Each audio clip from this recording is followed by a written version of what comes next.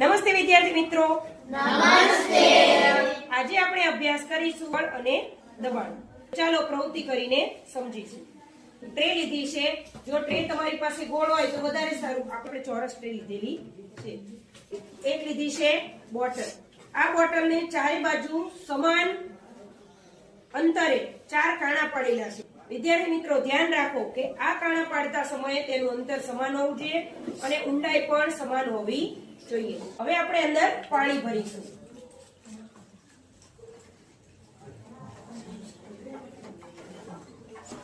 પ્રવાહી અને વાયુ જે છે દિવાલ પર દબાણ લગાડે છે. હવે આપણે તેનું ઢાંકણું બંધ કરી દઈશું. આપણે ઢાંકણું ફિટ કરી દીધું. એટલે જ્યારે ઢાંકણું ફિટ કરીએ છીએ ત્યારે વાયુ જે છે દિવાલ પર દબાણ લગાડતું નથી. જેટલો વાયુ આટલામાં હતો એટલે શરૂઆતમાં દબાણ લગાડી દઈએ.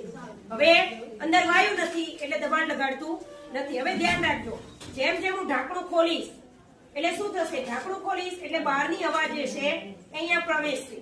અહીંયા પ્રવેશશે એટલે પ્રવાહી ઉપર દબાણ લગાડશે. ચાલો આપણે આ પ્રવૃત્તિ નિહાળીશું.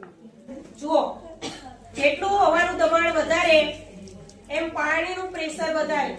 જેટલું હવાનું દબાણ વધારે એમ પાત્રની દિવાલ અને તળિયા પર દબાણ વધારે લાગે છે. અને જેમ હવા અને પ્રવાહીનું દબાણ ઓછું તેમ દિવાલ પર લાગતું દબાણ ઓછું છે. તો આના પરથી આપણે શું શીખ્યા? હવા દબાણ લગાડે છે. સરસ. શું બીજા કોઈ કેસે શું શીખ્યા આપણે?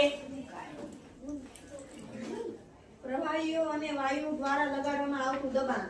પરથી આજે આપણે એવું શીખ્યા કે પ્રવાહી અને વાયુ એ બંને પાત્રની દિવાલ અને તળિયા પર સમાન દબાણ લગાડે છે.